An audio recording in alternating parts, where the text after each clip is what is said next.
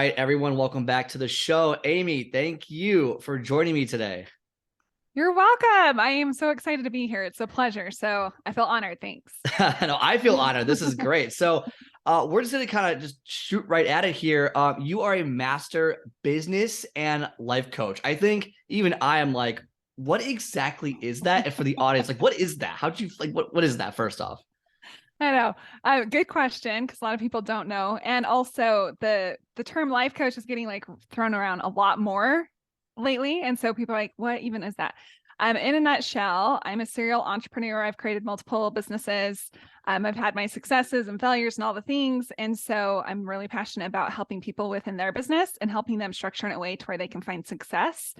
And a life coach, that's the business coach side. The life coach is basically help you get out of your own way. So some people confuse life coaching and therapy is like similar. Like, what's the difference? Yeah. And the biggest difference is life coaching is like forward thinking. We're going to help you get out of your own way. We're going to help you release blocks that are holding you back. A lot of times you don't really see where it is that you're stuck, but you know that you are.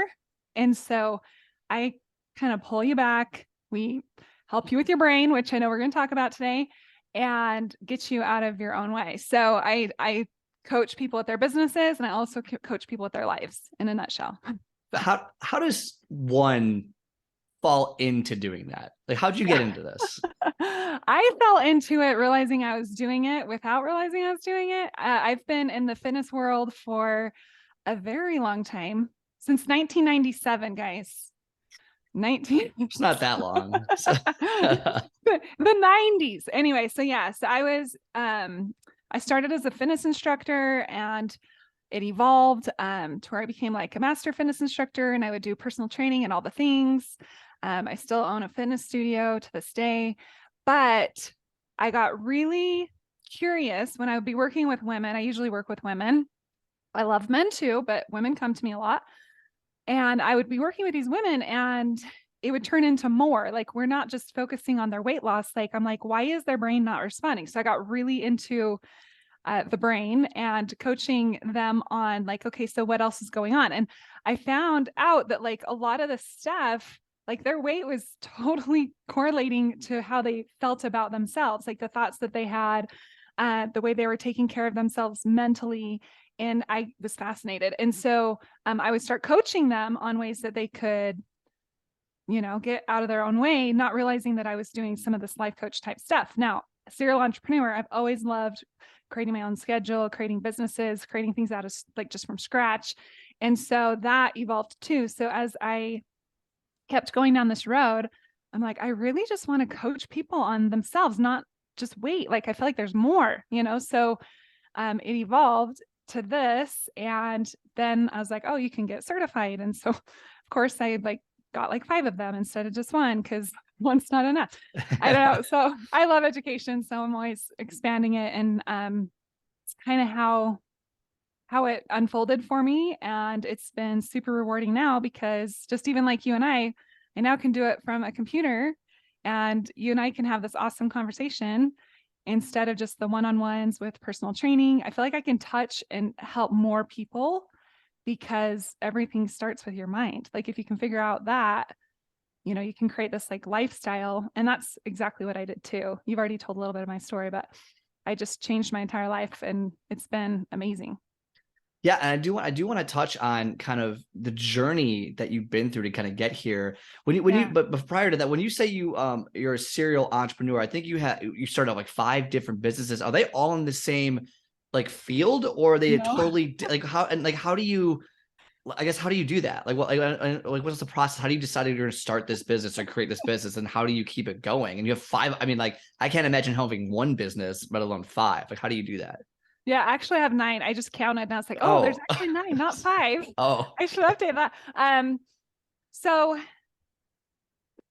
serial entrepreneur, no, they're some of them are similar, and then others are totally out there. So do you want me to tell you about them? I can yeah, share them. sure. I mean, it's interesting. Okay. So my life coach one here at this is my main focus. This is what I love to do the very most. So this is where I spend the majority of my time. These businesses have evolved and changed too. So, in the beginning stages of different things, I would spend more time there until I didn't have to, and I'd put the right people in place. So I have life coach schools where I pretty much live. I said life coach school. Life coaching is what I meant to say. I own a real estate company where we buy real estate properties, and a couple are Airbnb, a couple are long-term. That's still growing. The Airbnbs, I have a property management company that manages them. So I'm not spending a ton of my time. And then the long-term rentals are not super time consuming. It's just when they're vacant, I have to find someone to get in there, so that works. I randomly have an Amazon store and a Facebook store, very different from anything around this. Okay. And a dance studio, fitness studio. And that one, I also have a manager. Initially, I spent a lot of my time there, but once I got it going and got people in place, it mostly runs itself. I have to do things here and there, but not terribly. Now, this was a huge lesson I had to learn, though. In the beginning, I did everything, and I was so time poor, and I was racing around the clock, and it was just like not serving me. It was just like I felt exhausted all the time. So I had to really learn how to trust other people and understand that they have strengths that I don't have, and to use their strengths, because I can't be everything to everybody all the time. That was a huge lesson I've had to learn in the process. I'm trying to think what else I've said. This is very random. In the summertime, I have, so my husband and I try and do things that create multiple streams of income, and then also really lower our tax bracket, because we're taxed at a very high level. So I opened a swim company where I offer swimming lessons in the summer, and we run like 300 kids through that program in 10 weeks. And I know it's so random, but I have a backyard pool, and I was like, hey, we can write off the whole backyard pool project as a business expense. Exactly. So why wouldn't I do that? So I don't run that. I mean, I run it, but the instructors, again, are the ones that teach, and they are the ones that are in the pool. I'm not in the pool. I'm not a swim instructor, but I just hire the right people. And so we have 300 kids in a 10-week period that we push through that program in the summer. And it's a great little moneymaker for what it is. What else? I mean, that's incredible. I mean, like, just so far. Oh my gosh. I know, we're just kind of crazy that way. Some people laugh at us. They're like, Amy, you and your businesses. I'm like, I know, but multiple streams, man, multiple streams, right? And also, like, it's fun that we've been able to create some jobs for people, and I still feel like I'm playing small. I'm not playing like as big as I want to, but other people are like, feel like I'm playing big. We have a new project. It's not, I think it's going to be humongous. Okay. It has to do with real estate and some like software development that we're working on. It's really exciting, but I'm not going to totally share what that is, but that is a business that we're currently building right now too. Similar to, it's going to help a lot of Airbnb properties. So that is also one that we're running that's still in the beginning stages. And then what else am I missing? I feel like I'm missing a couple, but overall, there's a few. Oh my gosh. Like I didn't know it was that. I mean, like, that's incredible. First off, you're in so many different fields. How do you, I mean, okay, so we'll bring all that back to, like, basically finding time, prioritizing what you want to do with your life, and breaking out of your, and getting out of your own way. How do you find time for all this? I mean, man, like, I don't understand how you have time for all this. Like, how do you, I know, like, even in the real estate, you have a management company that does it for you, but you still have to run that management company and make sure they're doing their job properly. So I guess how do you find time for this? To be honest, so I have big goals and dreams. They're mostly attached to showing people what's possible. So I'm a huge believer, and I want to be an example always of what's possible for people, that you really can have whatever it is you're looking for. And a lot of times it doesn't make sense. Like, you have this big dream and you're like, hey, I don't even know how in the world I'm going to be able to accomplish that. But it's just like one step in front of the other. I am very good with my time. And I can offer your audience, I do have a training. It's just like a free training of I call it Monday hour one, like how to plan out your week to where you're results driven versus to-do list driven. Because to-do list driven brings up a lot of feelings of like burden, overwhelm, all of that, instead of results focused, which is exciting. Like I just completed that podcast. It's totally live. It's done. What else am I getting done this week? So I'm a huge believer in results driven, and also knowing where you're going. If you don't know where you're going, you're going to be all over the place. And so my time, and I write out basically everything I need to do during the week, but we're results driven. So if it's a podcast, it's like podcast edited and published, like it's done, so it's not like it's going to be done at some point, it's done. And then like, what do I want to get done by the end of this week? And so I write it all down, and then I transfer it to my calendar, and I live from my calendar. Now, with that said, I'm not a slave to my calendar. I'm in control of my calendar, and I'm very family oriented. We also have 7 children between me and my husband. Oh my gosh. What? And so I know I only birthed 3 of them. I can only claim birthing 3, but I can absolutely claim that we provide for all 7 and an ex. So it's extensive. It's extensive.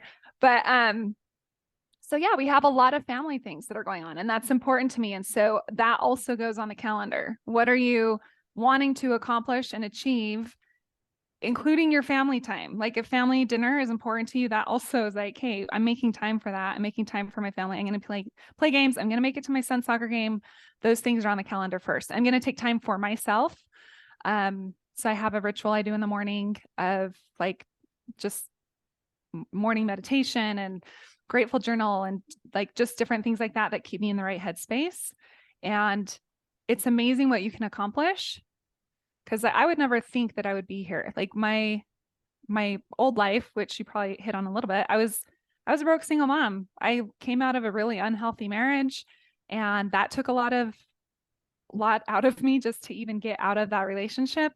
And then I was like this broke single mom, and I was like, this is not the lifestyle I want for me. Like I feel like there's so much more for me out there, and so I had to go out and figure out how to do that.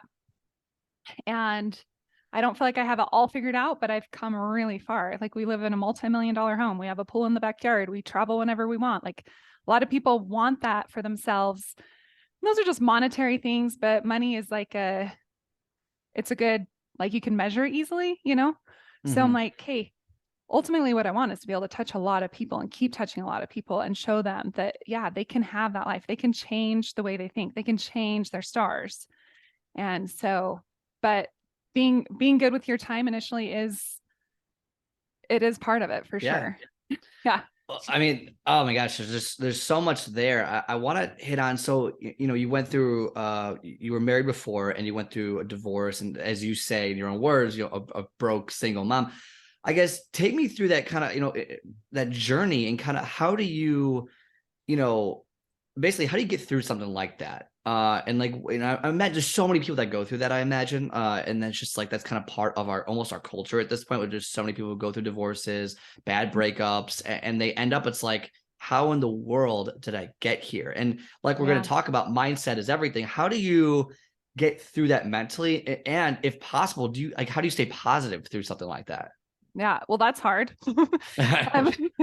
Staying positive through all of it. I definitely didn't stay positive through all of it. So really, my story starts before he even proposed. So I was taught at a very young age, for those of you guys who don't know this, a lot of your subconscious brain and a lot of the patterns that you develop and the beliefs that you like cling to are developed between ages of 0 and 7. I mean, it's very young, 0 and 7. And so if you have a childhood background that maybe wasn't the healthiest, it sets you up for disaster if you don't do the work. And so my parents are amazing people, but they did come to that marriage very unhealthy.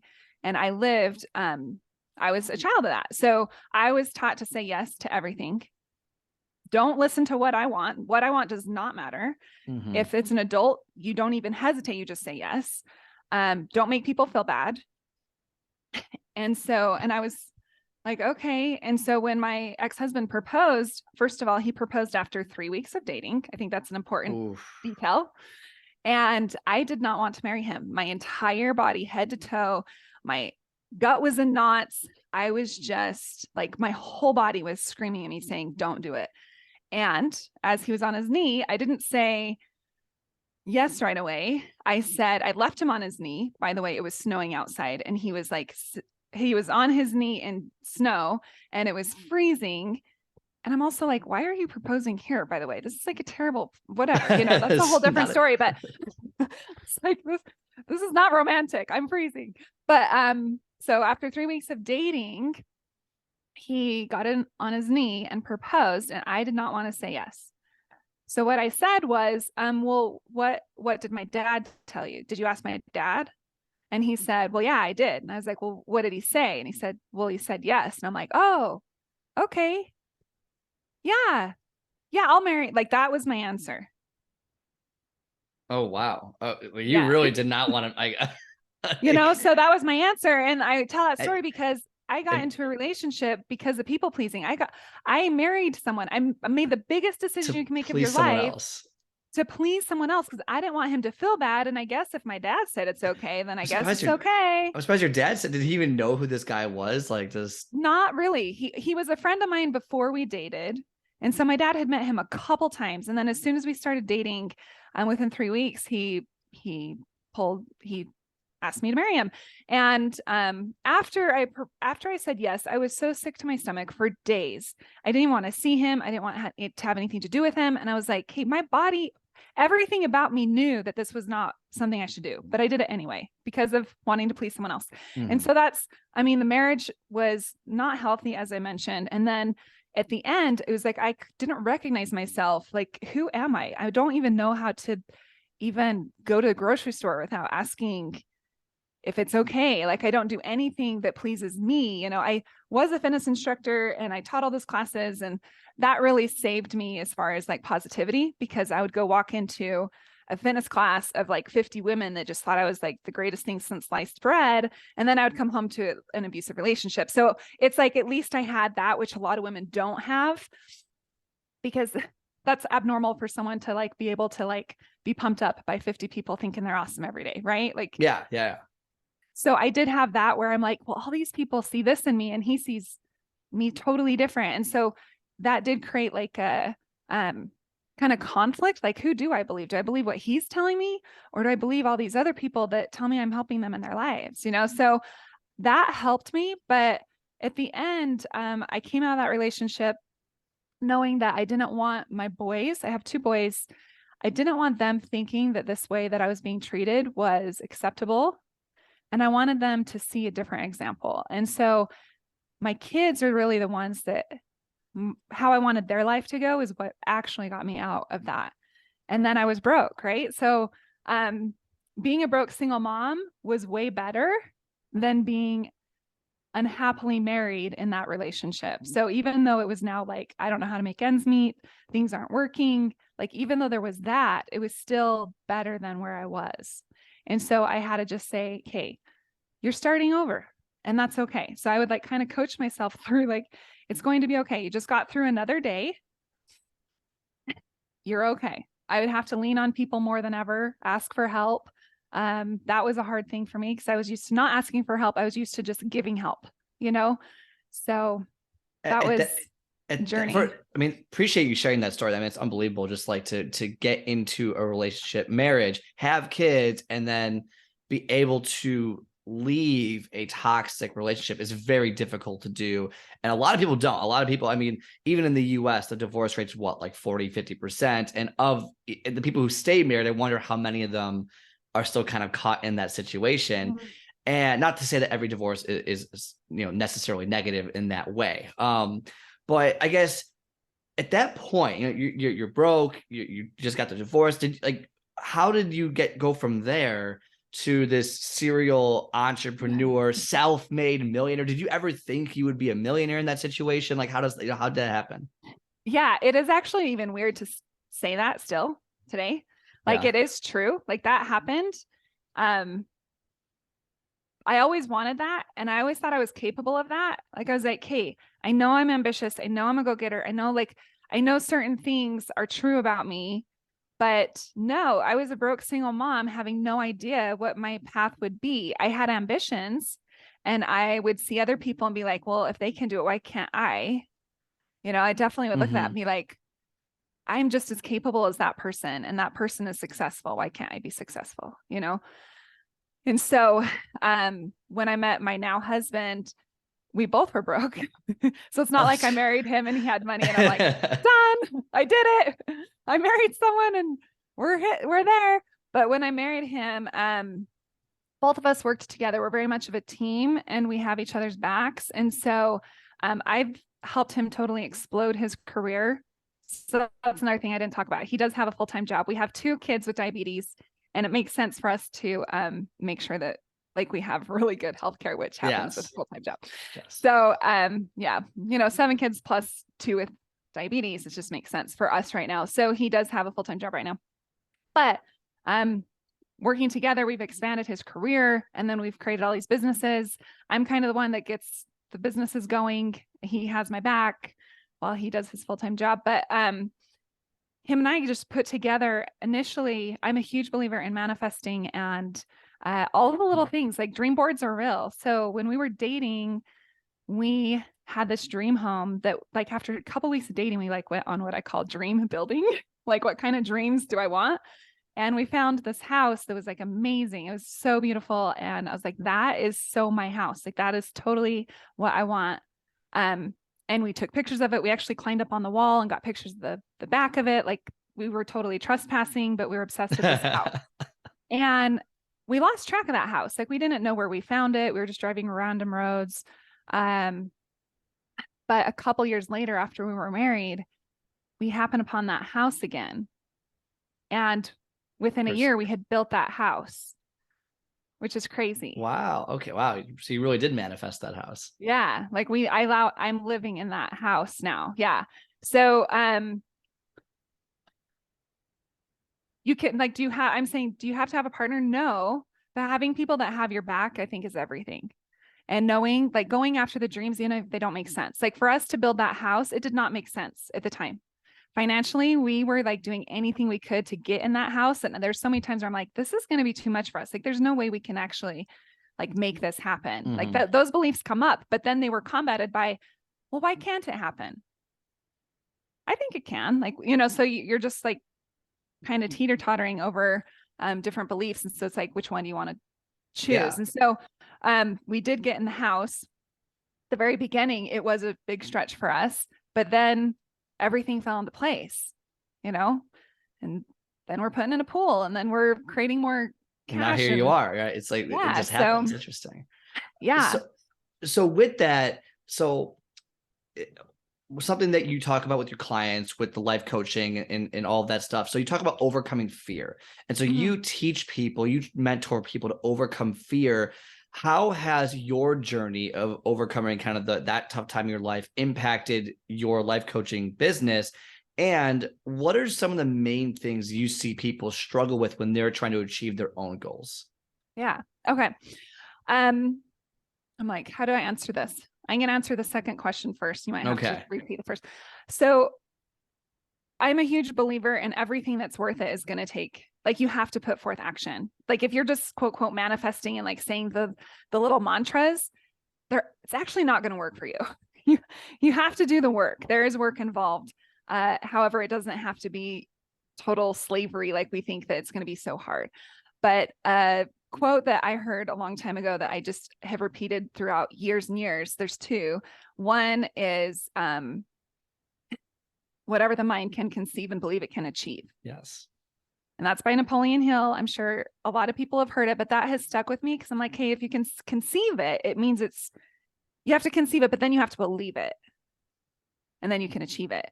And the next quote that goes along with that is, the cave you fear holds the treasure you seek. The cave you fear holds the treasure you seek. That's powerful. I like that. It's never super heard that. Powerful. That's great. And so you have to move through that scary phase. When you try something new, when you do something new, it's scary. It's oh, is this going to work out? When we purchased a property that was over $1 million in Florida this last year. It was a property and it's just a townhome. It's not even like this massive thing, but I wanted a beach property. And I was like, hey, like that was really scary for me. That was the biggest investment with a property that I had made. Up until that point, it was like 500K or less for a property. This one was more, the risk was higher, but the numbers made sense. I was like, this is so scary. I'm going to do it anyway. And so I had to move through that. Like, oh, is this going to work? You know, and it did. It's been an amazing investment for us. But again, you have to move through that fear. The fear is always going to be there. When you try something new, it's going to be there. But that fear also breeds confidence. And it shows you, okay, you know what? I survived through that. You have a little more confidence, you have a little more resiliency, which then you can do something even bigger or do something even a little more scary, you know? So fear builds character. And who doesn't want that? No, you 100%. Right?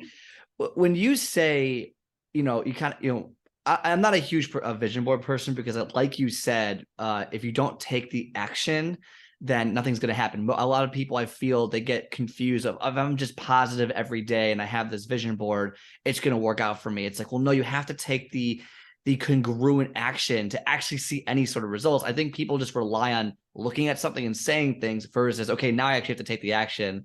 And the idea is like it's almost like a motivating factor or support system and they see it as like this end all be all. So I agree with you. The action is so important. Yeah. What are some of the regular limiting beliefs, I should say, that some of your clients may have when it comes to achieving their goal? And fitness could be a great example because, you know, you were a fitness coach, you are a fitness coach. It's like, I want to lose 50 pounds. And yet time after time after time, they simply can't, you know, 2 weeks they're motivated and they can't, and then they stop, and for 6 months and they get back onto it. They can never really get into a routine. What are some of those fears that they have to overcome? And how do you get them to overcome those?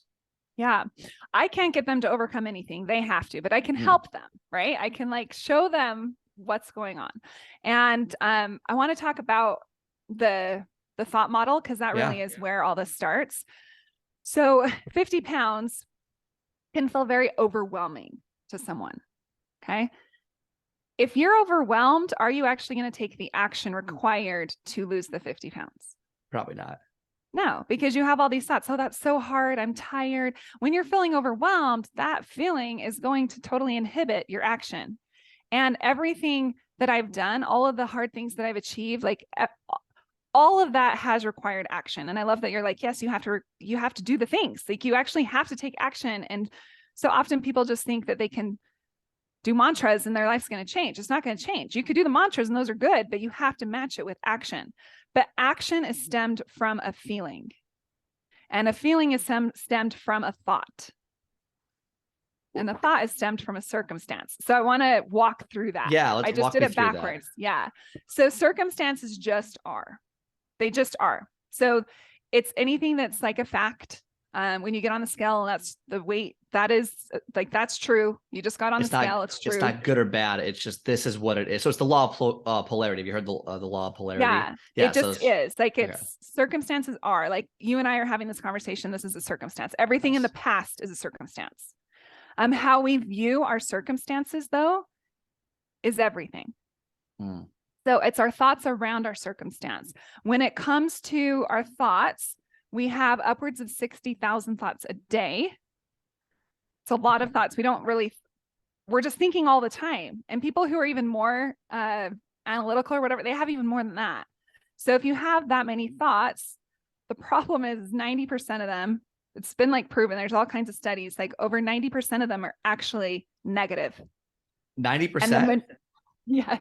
Wow. And the majority of those negative thoughts, like it's your subconscious brain. It's how you've been wired. And so you have to go through the work to undo that wiring. But your thoughts, how you're showing up to that circumstance dictates everything. And this is kind of a dark scenario, but I'll use it because it's like, it just shows the difference. Like, so if your dad died, I don't know if your dad's still living. Hopefully he is, but so say your dad died and you're so sad about it and you're grieving and you're going through this really hard time. There's nothing wrong with that grieving process. And of course you need to go through that, but I'm not even going to shed a tear. The circumstance was death, But the way you're going to go through it and the way I'm going to see that is very different because the relationship you have is different for the person. Yes. Yeah. And it might be that you had a terrible relationship and you're glad that that person is now out of your life. It's still how you're viewing the circumstance. And so your thought around it breeds a feeling. Thoughts always breed feelings. So and so if what are you going to say? I was like, so your perception of the situation creates the reality and the feelings of it. So a situation can be good or bad, or realistically, there is no good or bad. It's all how you perceive the situation. Because for someone, the same situation is completely separate. So yeah, exactly. And death is inevitable. It's going to happen to all of us, but we've decided it's a really sad thing. Horrible, and of course, so it's like, yeah, we can look at it differently. We can look at it more objectively. And I'm not saying, that death should or should not be sad, but a lot of times it is for people because they're grieving that loss, right? So when it comes to fitness, circumstances, 50 pounds, or weight would actually be the circumstance, overweight or weight. How you look at that, your thoughts around that is everything. Like, so you could have the thought, losing weight is hard. It's going to bring up some overwhelm or some resistance. Like, it's hard. And all of your thoughts, like your actions come from those thoughts and those feelings. And so you're sleeping in instead of getting up. I just don't want to get up in the morning. Like, all these thoughts create how you're going to show up, or you can change it, and that's where things get exciting. And if you have to feel like it's true. So some people are like, that feels like a lie to me. If I were to say working out is fun, people listening to this are going to be like, it's a total lie. That's not true. That's a lie. I hate it. Yeah. I hate I don't like it's the worst thing in the world. Hate it. Yeah. And so there might even be a bridge thought as you're learning how to move into this more intentional thinking. And the bridge thought might be, I'm learning how to enjoy working out. It could be like a bridge, but as you move into this different space, if you're like, I'm learning that working out can be fun, or I'm working out because I love myself and my body. No, when you attach it to a feeling that breeds something positive or motivating, then you're going to show up in that energy in that space. And that totally changes your actions and your results. So it does take practice, but I always say, just pause long enough. Is this thought actually true? Is it actually serving me, or is this holding me back? Is this thought serving me, or is a whole? So how does someone, what if you don't have those thoughts? I think in the example you gave, it's pretty obvious. You can kind of make those, but when it comes to like, we'll use fitness as that's the undertone is, let's say they don't have those negative thoughts necessarily. They feel the overwhelm. How do you have someone kind of cut back the layers to get them to understand that they actually do, that this comes from their past? Like you said, like everything you learn, all those programs in your body come between 0 and 7 years old. And I'm, for the most part, I'm assuming, when we bring it full circle, that's part of the reason they feel a certain way now. And so how do you get from, I can't lose the weight, I'm not good enough, this is too hard, this overwhelmed feeling specifically but they might not say to themselves, I'm overwhelmed. They might just say, I don't have time, or it's too expensive. How do you get them not telling themselves that they're overwhelmed to the understanding that they are overwhelmed, and then here's how you change that? Because I feel like that's the bridge. I feel like if people walk around saying they're overwhelmed or they hate this, and they're honest with themselves, it wouldn't be as big of an issue. But I feel like people almost build a secondary barrier, and they don't actually know that they're saying these negative things, and they're rationalizing reasons why they can't achieve their specific goal. Does that make sense? Well, yeah, really, there's a blockage of what they actually really want, right? So do you really want to lose that weight? If it's deeper, it might be that they are scared of who they might become or how they're going to be judged if they do. And so it's asking them why. Why are you overwhelmed? Walk me through that. And then they're going to walk you through it. Well, because I have this and I have that. And I'm like, okay, so why is that a problem? That's a big question I like to ask people. Why is that a problem for you? Walk me through that. So really just, you got to peel back all the layers. You just keep peeling it back. Keep peeling it back. Why? Okay. What about if they're by themselves? What if they don't have a coach? What if they're hearing this right now and they're like, okay, like I want to try this on my own because they're like me and they're very stubborn and like I want to do this on my own. I could do this because that's how they were raised. what is one or two things that you would recommend someone try in order to start this mental thought process? Yeah. It comes back to what I've already said. Like the thought is what breeds the feeling. And sometimes the thought, like they don't think they even had the thought, but they're feeling a certain way. That thought might even be subconscious. Like you're just like, hey, why am I feeling this way? So tuning inward and be like, I'm feeling really anxious right now. Why? Reflection. Why am Okay. I, just like, what is going on with me? Tuning into your body, going back to like the very beginning of this podcast when I said, my body told me not to marry this guy. Your body is going to speak to you, but you have to slow down long enough to listen to it. And so often we like hang up, we say so up in our head that we don't like tune in. And I'm like, no, tune in to both. Your mind is going to tell you a ton of lies because it's been trained to 0 to 7 years old. You have all these belief systems intact, but challenge them, challenge your beliefs. Do I really believe this? Okay. I've been going down this road for a long time saying these things. Do I actually truly believe it? And then you tune inward. Then you kind of tap into your body and say, what am I feeling about this? Why? And so you can do this work without a coach for sure. A lot of times I'm a huge believer in coaches. I have two coaches myself, even still, because they just help you see things in a different way. But if you're like, no, I don't have money for that, or I can do this on my own, I'm stubborn, I don't want anyone up in my business, great. Ask yourself the questions. Why am I choosing to believe this? Why do I believe this to be true? Is this serving me? What else can I start to believe? Like just these questions that really get your mind thinking, like, what is my body telling me? And pause long enough for your body to give you an answer. We are so busy. We like to overwork ourselves. We don't necessarily have to. I'm working less now than I worked in my entire life, and I'm making more money. You Sounds don't nice. have to. I know. Yeah, but you can have it, so like, but you have to believe when it comes to weight, that's the thing. When it comes to money, that's another thing. Like if you have all these like hung up beliefs, they will get in your way. Another huge thing that I haven't really mentioned is forgiveness. So I know you're all what? Oh yeah. Forgiveness. So when it comes to a lot of these like blocks that you have, it can be because of how you feel about someone, how you feel about your past, how how you're perceiving things, and it can block you.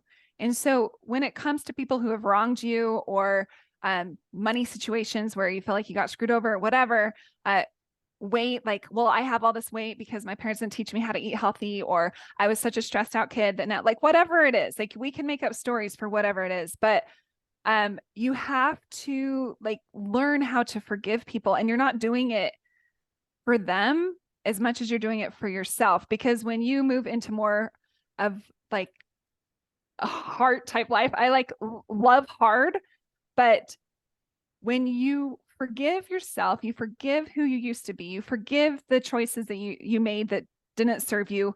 When you forgive other people, it frees you.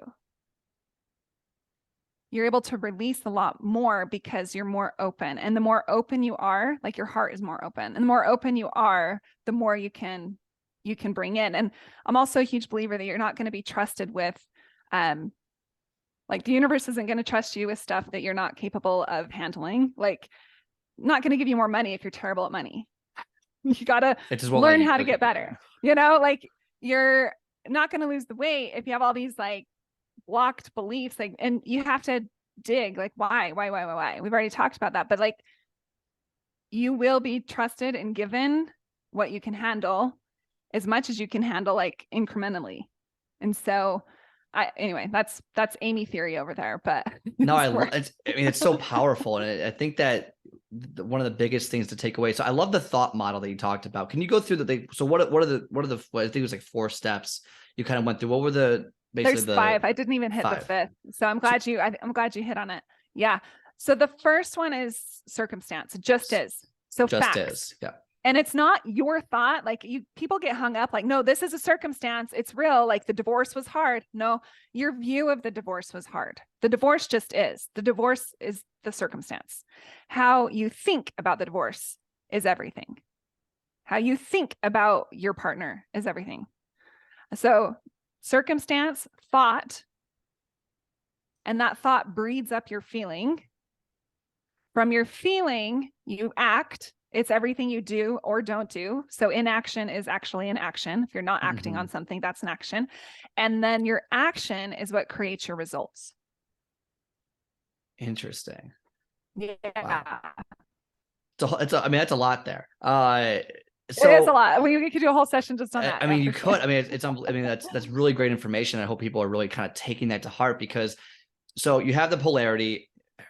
So what about, so you said earlier, and I want to repeat this. This is something I've read too, and I've heard that basically when we're up until the age of 7, there's something called theta brainwaves, and that's kind of where we're in our unconscious, we're learning everything, and that's kind of where the programs in our body, in our mind solidify. Does something like, how do you change that so with the thought model, is that thought model effective at actually changing that program? And how long could someone, is there like a timetable to, like, someone goes, okay, if I do this, right, I'm positive, I'm thinking the right way, I'm doing all these things, maybe they're meditating.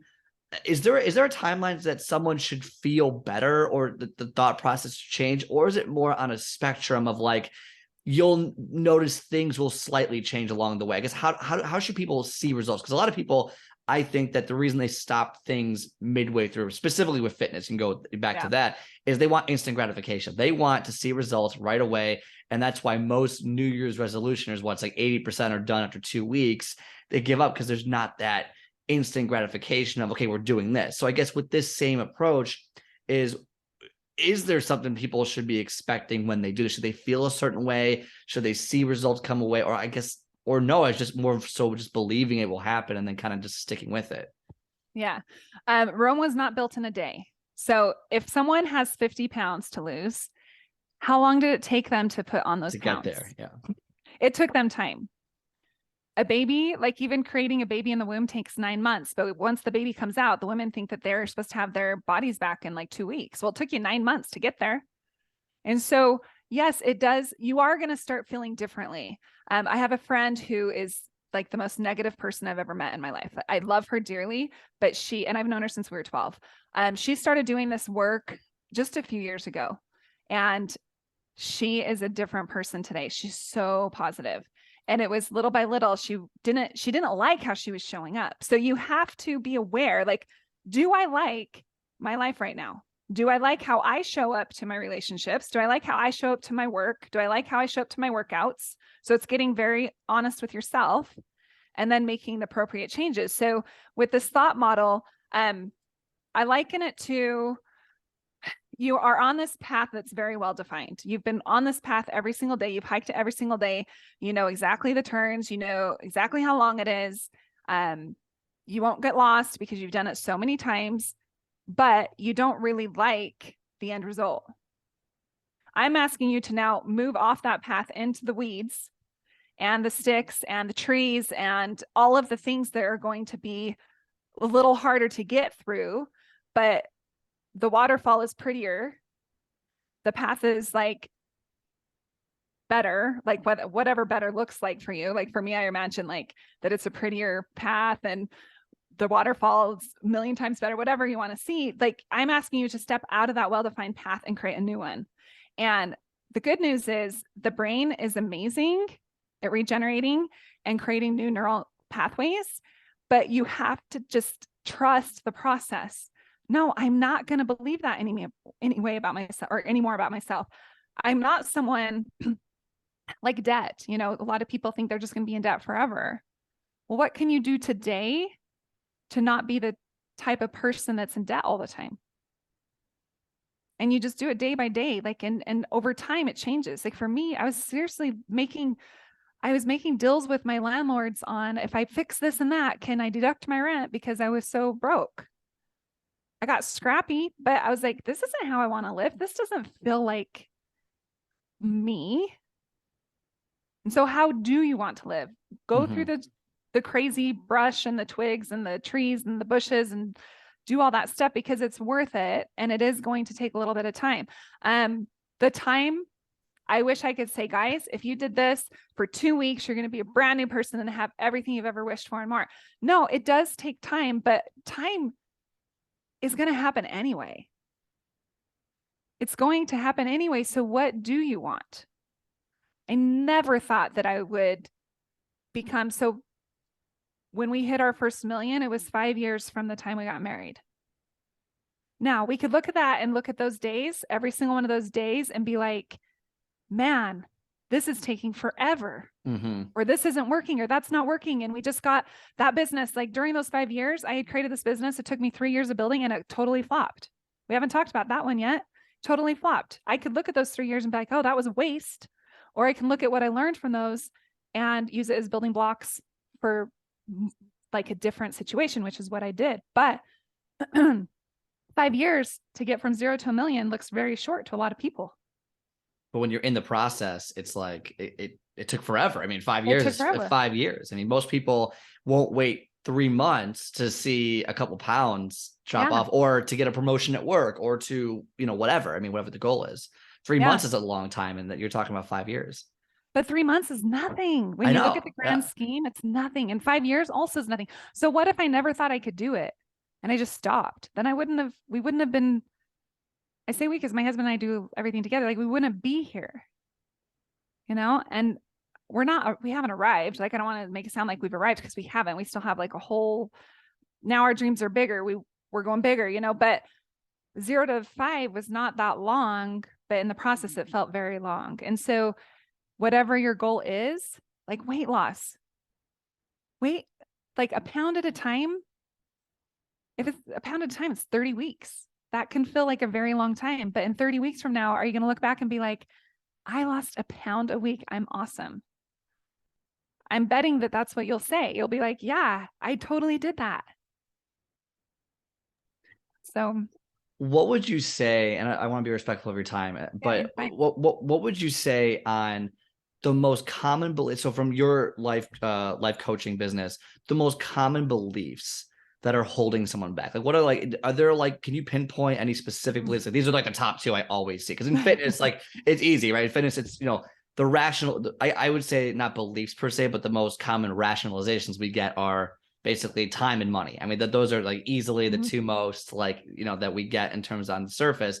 What about in your field? What are the most, the things you hear the most that are holding people back? Yeah. I'm not worthy. I'm not worthy. What does that look like though? Do people say I'm unworthy, or is it like, what does that manifest as? It's after I peel the time and the money and all the things off. So the time and money, those are excuses. Everyone has time and everyone has money for the things that they actually want to spend it on and do.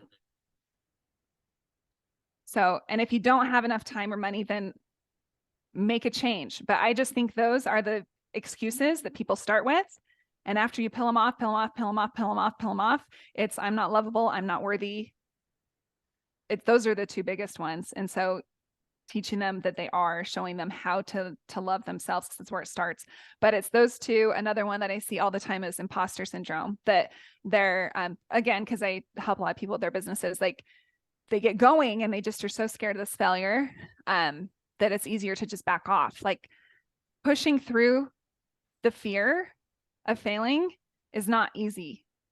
And as you're doing that, you could be like, well, I'm not very good at that compared to so-and-so, or, judging your starting point with someone else's like journey that they've already been on for all these years.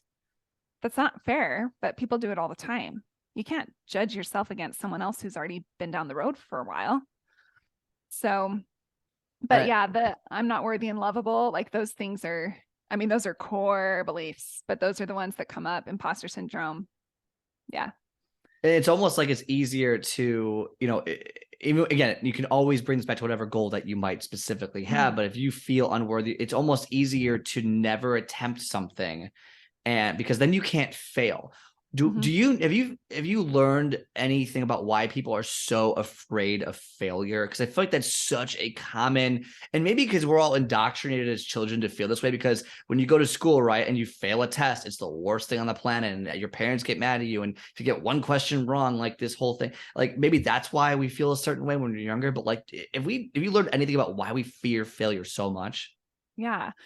First of all, if you don't try it because you're scared of failing, then you just failed anyway. Like you failed fast because you didn't do it. So you failed on purpose. But yeah, so we've been taught to do everything perfect. We've been taught to like society, really care about what other people think.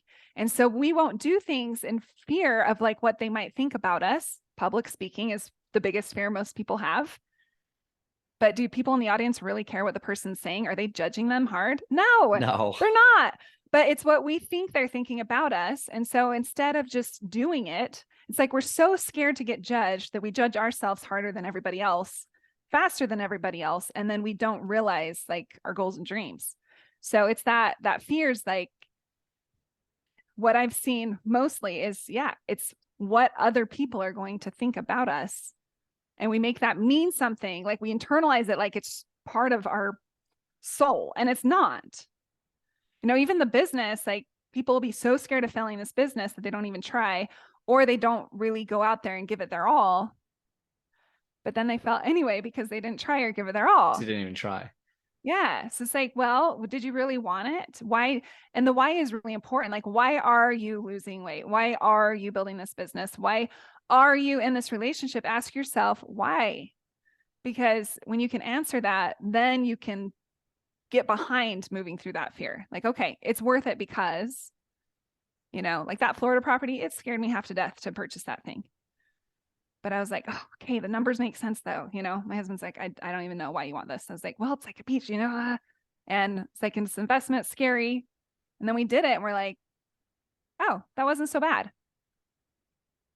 And it worked. Yeah. I mean, you put, I mean, and you almost realize that like there's this not fake, because fear is real. There's always, difficulties and logistics to take care of, but like, it's never as bad as what you are thinking it's going to be. Exactly. Once you go through it, once you do it like that. I don't know why I was so scared of speaking on that stage. I don't know why I was so scared of going to the gym and lying to my trainer about what I ate over the weekend. I don't know why I was it's like, once you do it, it's like, oh, that the monster in the shadow isn't nearly as bad as you made it out to be usually. Yeah. The other thing I want to offer you is that fear is just a feeling. It doesn't feel good, but it's just a feeling. You're not going to die. Like our primitive brain, like our caveman brain wants us to think that we're going to die. Like that's where fear comes from. Like running from those crazy animals and trying to get food. Mm-hmm. But we're not going to die. We're just going to feel not good for a little while. So is not feeling good and pushing through that, which can breed confidence and resiliency and all these other amazing things, is feeling uncomfortable for a little while worth those big, hairy goals? I would say yes. And if you don't achieve those goals when you want to, I bet you're a lot farther down the road in terms of your growth than you were before. So there's really no downside, but you just have to like check in with yourself and be like, I'm okay. Yeah, I'm not going to die. I'm not going to like, my kids aren't getting kidnapped. Like, I don't, we think all these crazy things. No, none of that's happening. It's just a feeling. It's just a feeling. So embrace it, feel it, check in, and keep going. That's so powerful. I love that. So kind of not a direct question here, but something I thought of and I wanted to kind of ask is do you have to have this emotional attachment to something that you want to achieve in order to achieve it? Because you talked about what's your reason why, being, manifesting and all that different stuff. But what if you're not, like, what if you just want it? Like, what if maybe there is a subconscious reason, but you're not that emotionally invested? Do you need to be to see results, or can you just work hard enough? That's an interesting question, because I would say if you're wanting something, there is an emotional attachment to it. If you're not, maybe you don't think there is, but that item, you're making that item mean something about you, like why you want it, whatever that thing is. So you might not recognize their emotional attachment, but I believe that there is. Like, why do you actually want to lose the weight? Gotcha. That makes sense. Why do you want to have the money? Why do you want to have the relationship? And then it always comes back to, so they're always, okay, so in your opinion, there's always a reason why. And so even if you don't know what it is, that's how you self-reflect, there's introspection, you figure it out. How do you know the action that you're taking? So let's say you're on this journey, you start to take action. How do you know you're taking the right action? Especially when small businesses or people are in jobs or relationships, how do you know what you're doing is, let's say you're not seeing any results. And this is what I feel like a lot of people struggle with is like after months, they're doing, they feel like they're doing the right thing. They're taking action. They're doing everything they're supposed to do, but they're not seeing results. How do you know? Is there a way to identify you're taking congruent action versus just, because we all know you could take action. If it's not congruent, it's not going to get you what you want. So you need that congruent action towards what you want. How do you know that you're doing the right thing? That is a good question. Especially when it comes to weight loss. Because sometimes you do all the things and you're like, why is the scale not moving? Yeah, that's when I'm like, something's going on in your mind.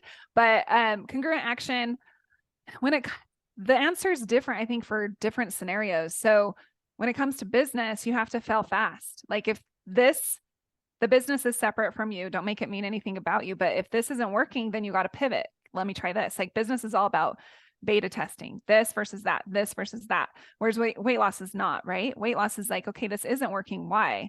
What am I making the weight loss believe? What do I believe to be true about myself? Like again, you have to get curious, but trust the process. Like I said, I've had clients where I'm like, they're really not moving, and it was in their brain. They did not believe that they could lose the weight, and so they wouldn't lose the weight. That's where you can get into a little bit of, if you're meeting the action, that's where then your manifesting and stuff can come into play. Like, gotcha. I'm losing weight easily, saying those mantras can come into play if you're taking the appropriate action and believing it. Belief is everything. If you don't believe in the thing, in yourself, whatever it is, then you're not all in. Your subconscious brain is going to get in the way. It's going to be like, well, yeah, I don't believe that. So you do have to believe that it can happen for you. I love Might that. not make sense, but you have to believe it.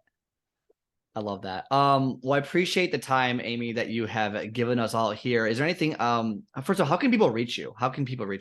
Yeah. So I also have a podcast. It's called the Thrive Her podcast, teaching women how to thrive in their lives and in their businesses. And then just my name, amysanders.co. So not com, amysanders.co. And you can find all my information there. So yeah, those are the two easiest ways. I'd love for you guys to connect. And if you have any issues around your brain, I'd love to help you. And all that will be in the show notes. Amy, any final thoughts before we head off here? Yeah, I think really, I just want to leave you with whatever it is that you desire and want, whether it's health, love, whatever, like you can have it. It just comes back to your belief. So check in with yourself, check in with your belief, and tell yourself you're worthy of it and that you can. Even if it feels a little like sticky at the beginning, like I'm choosing to believe this because I'm worth it. Just you can have a thriving life. You can have a dream, whatever that dream is. Just check in and believe it can happen for you. I love it. Thank you for the positive final note. The message here was amazing. And I know people are going to be listening to this episode 100 different times on repeat because there's so many golden nuggets here that when you listen to this multiple times, you're going to hear different things each time. So it's going to be amazing. Amy, I appreciate the time and appreciate you coming on the show. Well, thank you so much for having me. It was an honor. Absolutely. Absolutely. Thank you.